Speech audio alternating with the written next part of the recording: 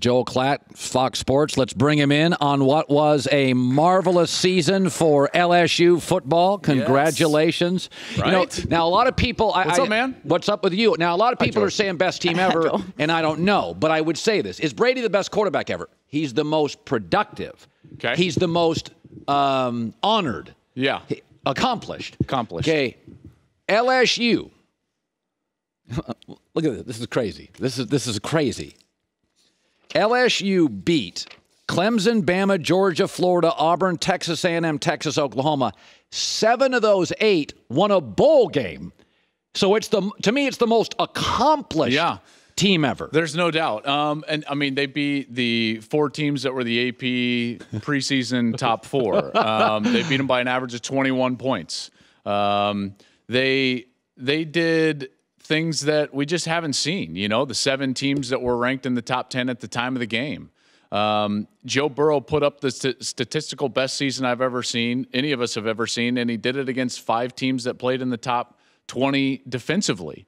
That last night was supposed to be the number 1 defense in the country. He shredded them. Yeah. I mean, literally shredded them. Boy, he throws a good deep ball. He really does. I mean, and we'll get into Joe a little bit more, but just from a team perspective, I think that this team and what they accomplished this year, I don't think it's out of the question at all to put them in that 01 Miami, 94 Nebraska, like those categories of great teams of all time. This team accomplished maybe more than any other, and they did it in dominant fashion. I've never seen a college football team beat this many good teams badly. Right. I can say that it's the most accomplished football team. And by the way, let me give LSU credit.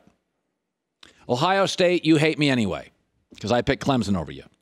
But there's a reason that Ohio State opened with Clemson.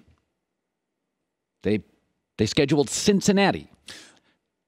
LSU, although we had our doubts, was a number 1 seed because they got on the phone and they went to Texas. Yeah, you could say that. I like that. LSU didn't duck anybody. They got on the phone. Well, no, we won't play it in Orlando.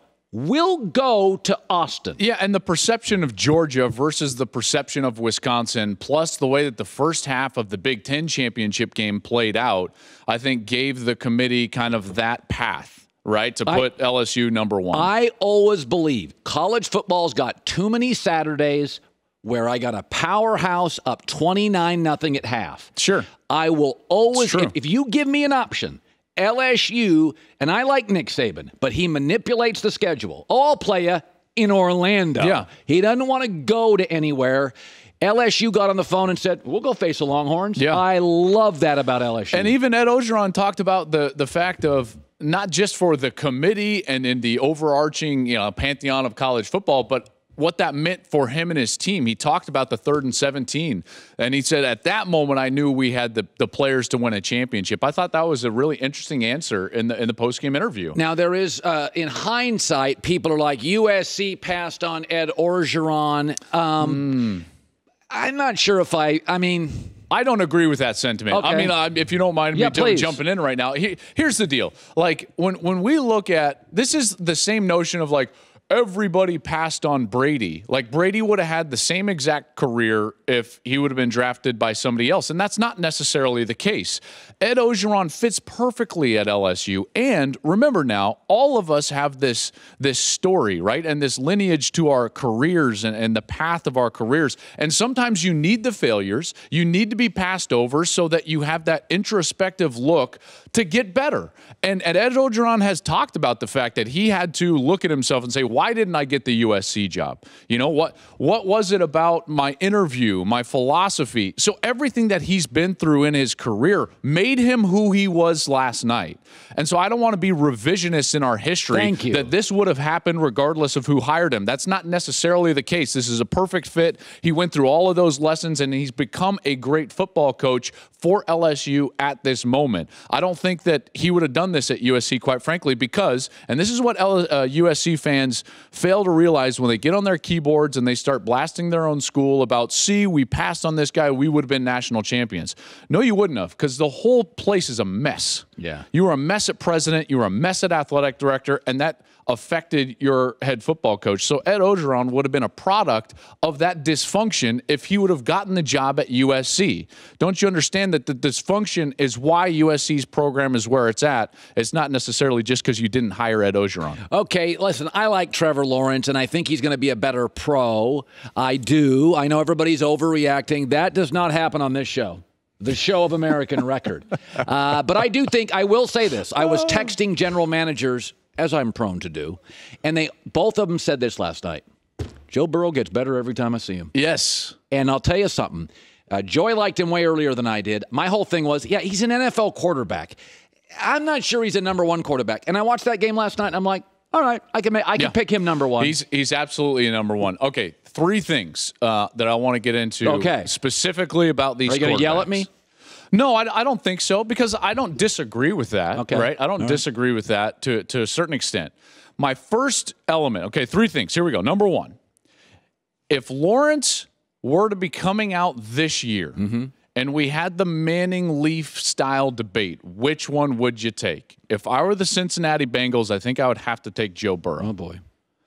He just had the best season we've ever had from a quarterback. I mean, the single best season. Look at what he accomplished. We've got all these accomplishments we can put up on this graphic. Most passing touchdowns in a season in FBS history. Most TDs responsible for. Most pass yards in a title game. Most TDs responsible for in a title game. Only player in the SEC history to throw for 4,040. Played 5 of the top 20 scoring defenses. Again, Colt Brennan had the touchdown record before. It was 58. He played at Hawaii. I know Colt. Colt was originally a freshman at Colorado, and we were in the same quarterback room, and then he transferred out to Hawaii. He wasn't playing SEC defenses. All right, so Burrow did this against some of the best competition that this sport has to offer. It was the best single season that we've ever seen, and I think I would have to take him number 1 for 2 reasons. One is his comparison throughout history of who he reminds me of, and a lot of others of, and also when you look at the origins of the offense that he's in and where he would be going to in Cincinnati. Let's unpack both of those, all right? Lots to get into here. First, let's talk about the origins of the offense. Joe Brady comes from the New Orleans Saints and pairs with Ensminger, and what do? They have this West Coast-style New Orleans Saints offense. That's the Saints offense right there. Yeah. The origins of that offense via Sean Payton are in the West Coast system, the old West Coast system with Bill Walsh. Not to a T, but the origins of the offense. So you're thinking about things like philosophy, protection philosophy, some terminology, the overall conceptual nature of how they teach route structure and teach the quarterbacks how to read it. Well, guess what Zach Taylor is at Cincinnati? His origins are in the West Coast system. So this fit is actually better for Burrow in Cincinnati than it would be for Lawrence in Cincinnati. Zach Taylor really cut his chops and cut his teeth under Sean McVay, who cut his chops under the Shanahans and the Grudens of the world, which are West Coast system guys. If fit has everything to do with it, when it comes to quarterbacks and their NFL franchise, at least schematically, this is as good of a fit as you can possibly have. It's a guy that ran an NFL offense in college, and he could run very similar offense in the NFL. Now, we can talk about the organization all we want. I'm just talking about schematic fit and maybe coaching fit there. Right. Now, the last thing. Are you ready? All right. I've been trying to come up with a comparison for Joe Burrow. And there's not a current quarterback that you can compare him to. Yeah. And so I started calling around. I called Daniel Jeremiah, who I trust quite a bit. I called a bunch of different scouts, old and young. Yeah. And the old guys, and DJ backs me up on this, and we just talked about it 10 minutes ago in the car. You know who Joe Burrow is? Who? Joe Montana. Coming out of Notre Dame. It's eerily similar. Just played basketball, good basketball players? Good basketball player. Throws an ridiculously catchable ball. Have you ever noticed that it just like floats right into the hands of the wide No. He throws a beautiful I was also talking to NFL people last night, significant, and they all said, God, does he throw a nice deep ball? Great footwork. He never got rattled in the pocket. Cool Joe, right? Like, Joe Montana never got rattled in the pocket. Clemson did a better job than maybe anybody all year of trying to rattle him, getting pressure in his face. He was sacked several times. A lot of blitzing. And guess what happened in the second half? No effect. Yeah. No effect whatsoever. Still stepping up in the pocket. Still delivering absolutely beautiful passes down the field, outside the numbers, inside the numbers, to the second and third wide receiver in the progression, to the first guy in the progression, anticipating throws, throwing guys open. This guy coming out's best comparison is Joe Montana. Look at his feet. One hitch step, ball's out. He looked off the safety, bang, right on target. I don't think it's crazy. I mean, he's, listen, it's... I've totally come around. If I had to pick between Lawrence and Burrow right now, I would have to take Burrow. Lawrence has some work to do. He waited on throws. He was high on throws. That's the worst game Lawrence has played in his college also faced career. LSU athletes. They're pretty good. You see that they were secondary? 50, I think they were 52nd in pass defense. Well, they played good last night. One quarterback last night faced the best defense in the country. The other one didn't. And the one that faced the best defense in the country had a better game. Yeah, my coach talking like this. I'm just saying. We coming. We coming. Got hit we got the gumbo face now. Where's my the gumbo teams dominate? Finally, you don't like that one. I know you're all about Lawrence, but you have to adjust after last night. You have to adjust after last night. I don't adjust after if I had a bad night with my wife, do I walk home and think I got to adjust? I got to get rid of her. It just didn't work last night. You know, you always try to make these marital analogies. Because I'm not right falling on for this one. Every piece of film matters, okay? And I have been a staunch Trevor Lawrence is one of the best prospect supporters out there. And now you're bailing on him. I'm not bailing. He's still going to be a great prospect. But after last night and through the body of work this year, Joe Burrow is the better prospect right now. He's also 2 or 3 years older. Matters. So? Rodgers didn't start playing in the NFL until he was 25. Brady had to sit a couple of years. They're doing just fine. Drew Brees is 87 years old. I mean, literally, you have a bad omelet, and you want to move out of the house. Listen, I'm going to adjust. If the Swiss ain't cutting it, I'm going to go with Brie. Goofball. Hey, by the way, I don't have time to go to it. I was going to do something else. No time. By the way, that targeting stuff, you and I agree with.